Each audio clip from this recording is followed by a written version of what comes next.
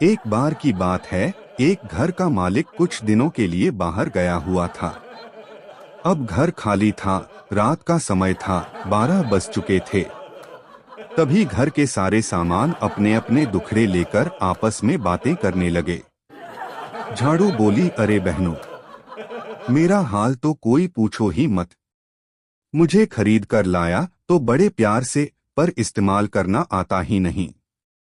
मेरे बेचारे बाल तोड़ देता है। मेरी बड़ी दीदी को आंगन में फेंक दिया है, न तिनका बचा न इज्जत। झोलझरनी पोंछा, बोली, हाँ बहन झाड़ू, तू अकेली नहीं है, मुझे तो हमेशा दीवार के कोने में खड़ा रख देता है। कभी आराम नहीं, दिन रात बस रगड़ रगड़। मेरे हाथों से कितनी मकड़ियों का घर उजड़वाया है। नल बोला, हाँ, मुझे तो साफ ही नहीं करता। पानी बहाओ तो घंटों तक बंद करना भूल जाता है, और जब चाहिए होता है तब मैं अटक जाता हूँ। दरवाजा बोला, अरे भाई, मुझे तो ऐसी ठोक पीट करता है कि मेरी कुंडी की कमर ही टूट गई है। कभी धीरे से बंद नहीं करता। खिड़की बोली, मुझे तो बस खोलना और भूल जाना। कभी बंद ही नहीं करता। धूप धूल मच्छर सब मेरे पेट में। चार्जर बोला, मुझसे फोन चार्ज करता है, फिर मुझे निकालना भूल जाता है। एक दिन मैं ही फट जाऊंगा। मजा पंखा नहीं आ बोला, रहा अरे है। मैं तो जलने की कगार पर हूँ। मुझे बंद करना भूल जाता है, फिर कहता है गर्मी क्यों बढ़ रही है। अरे भाई, मैं भी इंसान नहीं पर मशीन तो हूँ। साबुन बोला, मुझसे नहाता है और मुझ पर अपने बाल चिपका देता मजा है। नहीं आ रहा है। कभी ठीक से धोता भी नहीं। ब्रश बोला, मुझसे मुंह साफ करता है, पर मुझे कभी साबुन से साफ नहीं करता। उफ़, बदबू मारता हूँ। बर्तन बोले, मुझ में खा पी कर हाथ धो लेता है, फिर सुखाने भी नहीं रखता। मैं गीला रह रहकर जंग खा रहा हूँ। कांच का गिलास बोला, मुझ में दारू पीता है और सामने बैठकर बेफालतू की बातें करता है, खुद को राजा समझता है।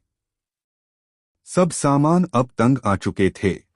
मजा बोले, नहीं आ चलिए रहा इस है। नालायक मालिक को सबक सिखाते हैं। मजा नहीं आ रहा है। आज नहीं तो कभी नहीं। तभी मजा नहीं दीवार आ बोली, रहा चुप है। रहो, वो आ रहा है। मजा नहीं आ रहा है। अब मालिक साहब अंदर घुसे, सीधे वॉशरूम में गए, मुंह धोने लगे।